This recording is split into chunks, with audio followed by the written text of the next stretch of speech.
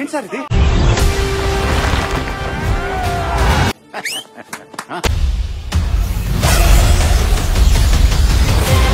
Superman కొట్టేశారు sir. Hello guys, 2025లో the most anticipated DC movie అయిన సూపర్మ్యాన్ మూవీ ఈ రోజు రిలీజ్ అయింది. అండ్ ఈ మూవీ డీసీ స్టూడియోస్ వాళ్ళకి చాలా ఇంపార్టెంట్ మూవీ అనమాట.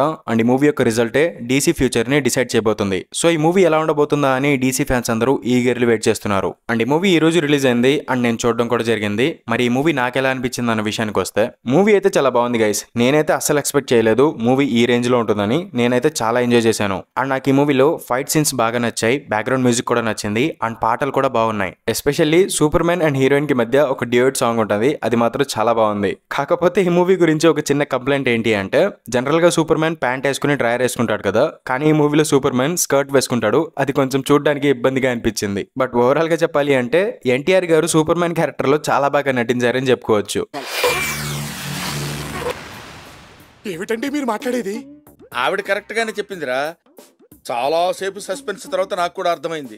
అండ్ ఇప్పుడు రియల్ సూపర్ మ్యాన్ అంటే James gun super man movie ఎలా ఉంది అన్న విషయానికి వస్తే, మూవీ అయితే పర్లేదు, బాగానే ఉంది, నాకు నచ్చింది. And last half an hour అయితే నేను చాలా బాగా ఎంజాయ్ చేశాను. కాకపోతే నేను మీకు ఒక సజెషన్ ఇవ్వాలి అనుకుంటున్నాను. అదేంటి అంటే, మీ ఎక్స్పెక్టేషన్స్ ని మాత్రం బాగా తగ్గించుకుని వెళ్ళండి. అండ్ ఎందుకు ఇలా చెప్తున్నాను అంటే, మీరు ఈ మూవీకి సంబంధించిన ట్రైలర్ చూసే ఉంటారు కదా, ఆ ట్రైలర్ లో చూపించిన మోస్ట్ ఆఫ్ ది సీన్స్ మూవీలో కూడా ఉంటాయి అండ్ వాటికి కొంచెం ఎక్స్టెండెడ్ క్లిప్స్ ఉంటాయి అంతే. అంటే మూవీ యొక్క ట్రైలర్స్ కావచ్చు, కొన్ని ప్రమోషనల్ మెటీరియల్స్ కావచ్చు, ఇవన్నీ చూసుంటే కనుక మూవీలో ఆల్మోస్ట్ కొన్ని సీన్స్ చూసేసినట్టే అనిపిస్తుంది.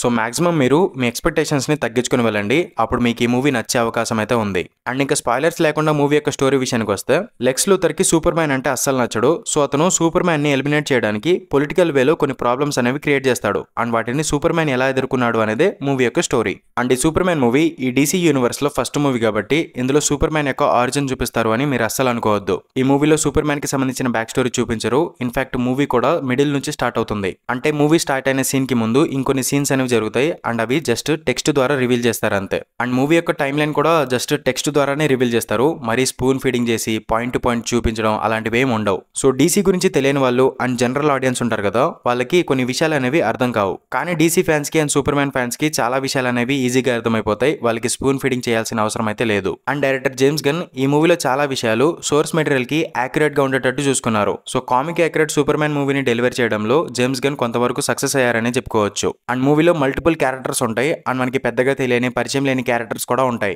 సో ఇన్ని క్యారెక్టర్స్ ఉండటం వల్ల మూవీ గజిబిజిగా ఉంటుందేమో అనుకున్నాను, కానీ జేమ్స్ గన్ మాత్రం బాగానే హ్యాండిల్ చేశారు అనిపించింది. అండ్ తర్వాత మూవీలో నాకు బాగా నచ్చిన విషయాల గురించి మాట్లాడుకుంటే, David Corenswet as Superman and Nicholas Hoult as Lex Luthor, వీళ్ళిద్దరూ చాలా బాగా నటించారు అండ్ ఆ క్యారెక్టర్స్ కి పర్ఫెక్ట్ గా సెట్ అయ్యారు. అండ్ తర్వాత ఈ మూవీలో క్రిప్టోడాక్ క్యారెక్టర్ మాత్రం అదరగొట్టేశాడని చెప్పుకోవచ్చు. ఈ క్యారెక్టర్ క్యూట్ గా అల్లరి చేస్తూ చాలా బాగుంటాడు. ఇన్ఫాక్ట్ డైరెక్టర్ జేమ్స్ గన్ తను తీసిన సూపర్ హీరో మూవీస్ లలో యానిమల్ క్యారెక్టర్స్ ని చాలా బాగా ప్రెజెంట్ చేస్తాడు. సో అలాగే ఈ సూపర్ మ్యాన్ మూవీలో క్రిప్టోడాక్ క్యారెక్టర్ ని చాలా బాగా చూపించాడు. నాకు ఈ క్యారెక్టర్ చాలా బాగా నచ్చింది. అండ్ ఈ మూవీలో Hawkgirl, Guy Gardner, Green Lantern and Mister Terrific ఉంటారు కదా, వీళ్ళ ముగ్గురులో మిస్టర్ టెరిఫిక్ క్యారెక్టర్ నాకు చాలా బాగా నచ్చింది అండ్ ఆ క్యారెక్టర్ ని ఫ్యూచర్ మూవీస్ లలో కూడా తీసుకొస్తే బాగుంటుందని కోరుకుంటున్నాను. అండ్ ఈ మూవీలో మెటామోర్ఫో అనే ఒక క్యారెక్టర్ ఉన్నాడు కదా, ఈ క్యారెక్టర్ కొంచెం ఇంట్రెస్టింగ్ గా ఉన్నాడు అండ్ ఫ్యూచర్ మూవీస్ లలో ఈ క్యారెక్టర్ మళ్ళీ రిటర్న్ అవుతాడు అనిపిస్తుంది. సో చూడాలి ఏం జరగబోతుందో. అండ్ ఈ మూవీలో డీసీకి సంబంధించిన ఒక క్యారెక్టర్ యొక్క చిన్న క్యామియో ఉంటుంది అండ్ మూవీ లాస్ట్ లో 2 సర్ప్రైజెస్ ఉంటాయి. అందులో ఒకటి కామిక్ బుక్ ఫ్యాన్స్ కి ఈజీగా అర్థమైపోద్ది అండ్ సెకండ్ సర్ప్రైజ్ గురించి ఆల్రెడీ ప్రీవియస్లీ కొన్ని అప్డేట్స్ అయితే వచ్చేసాయి. బట్ నేను అవన్నీ ఇక్కడ చెప్పను, మీరే థియేటర్ లో చూసి తెలుసుకోండి. అండ్ ఈ మూవీలో యాక్షన్ సీన్స్ అయితే చాలా బాగున్నాయి అండ్ విఎఫ్ఎక్స్ అయితే టాప్ నాచ్ ఉంది. ఎస్పెషల్లీ సూపర్ మ్యాన్ ఎగురుతున్నప్పుడు ఆ విఎఫ్ఎక్స్ కావచ్చు అండ్ ఆ కెమెరా యాంగిల్స్ అనేవి కదులుతూ ఉండడం కావచ్చు, అవన్నీ చాలా బాగున్నాయి. అండ్ మూవీ మొత్తం కూడా విఎఫ్ఎక్స్ తో నింపేయకుండా కొన్ని చోట్ల ప్రాక్టికల్ ఎఫెక్ట్లు కూడా వాడారు. లైక్ సూపర్ మ్యాన్ రోబోట్స్ ఉంటాయి కదా, అవి ప్రాక్టికల్ గా ఉంటాయి అనమాట. సో దానివల్ల కొంచెం రియలిస్టిక్ ఫీల్ వచ్చింది అండ్ అది చాలా బాగుంది కూడా. అండ్ మూవీ యొక్క సినిమాటోగ్రఫీ చాలా బాగుంది అండ్ ప్రొడక్షన్ వాల్యూస్ కూడా చాలా గ్రాండియర్ గా ఉన్నాయి. అండ్ ఈ మూవీ యొక్క బ్యాక్గ్రౌండ్ స్కోర్ చాలా బాగుంది. Especially super man theme theatre లో వినడానికి చాలా బాగా అనిపించింది. అండ్ తర్వాత ఈ మూవీలో నాకు పెద్దగా నచ్చని విషయాల గురించి మాట్లాడుకుంటే, మూవీలో కొన్ని సీన్స్ ఎలా ఉంటాయంటే, మిడిల్లో ఏదో సీన్ కట్ చేసినట్టు సడన్ గా ఒక సీన్ నుంచి ఇంకొక సీన్ కి షిఫ్ట్ అయిపోతారు. అదొకటి కొంచెం నచ్చలేదు.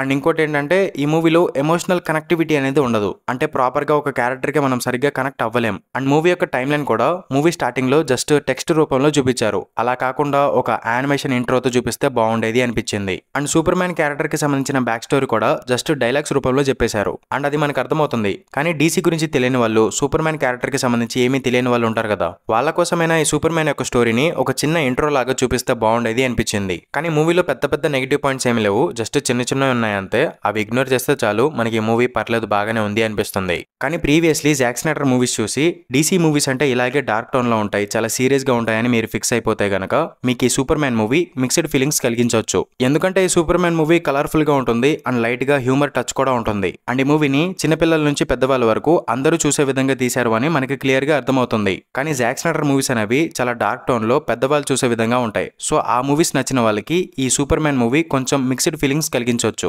అండ్ నాలాగా మీలో కూడా henry Cavill super man fans ఎవరైనా ఉంటే గనక దయచేసి మూవ్ ఆన్ అయిపోండి. ఎందుకంటే జరిగిందేదో జరిగిపోయింది. హెన్రీ కేవిల్ సూపర్ మ్యాన్ యొక్క ఎరా అక్కడతో ఆగిపోయింది. అండ్ ఇప్పుడు మనం ఆన్లైన్ లో Henry Cavill Superman best Superman అని కామెంట్ చేసుకోవడం, ఆర్గ్యూ చేసుకోవడం వల్ల పెద్దగా ప్రయోజనం ఏమీ లేదు. సో మనం రియాలిటీని యాక్సెప్ట్ చేయక తప్పదు. అండ్ డేవిడ్ క్వారెన్స్బెట్ కి అండ్ జేమ్స్ గన్ కి కూడా ఒక ఛాన్స్ ఇచ్చి చూడాలి. సో నేను చెప్పింది మీరు అర్థం చేసుకుంటారని భావిస్తున్నాను. అండ్ ఇంకా ఓవరాల్ గా చెప్పాలి అంటే ఈ super man movie light humour తో, కామిక్ యాక్యురేట్ క్యారెక్టర్స్ తో అండ్ లాస్ట్ 30 minutes మంచి యాక్షన్ సీన్స్ తో 2 గంటల పాటు బోర్ కొట్టకుండా టైం పాస్ అయిపోతుంది. సో ఒకవేళ మీకు ఈ మూవీ చూడాలి అనిపిస్తే డెఫినెట్లీ థియేటర్ లో చూడడానికి ట్రై చేయండి. అండ్ ఇది గైస్ వీడియో. ఇలాంటి మరిన్ని వీడియోస్ కోసం మూవీ వర్స్ ఛానల్ ని సబ్స్క్రైబ్ చేసుకోండి. అండ్ ఇంకొక వీడియోతో మళ్ళీ మీ ముందుకు వచ్చేస్తాను. అంతవరకు సెలవు, బై బై.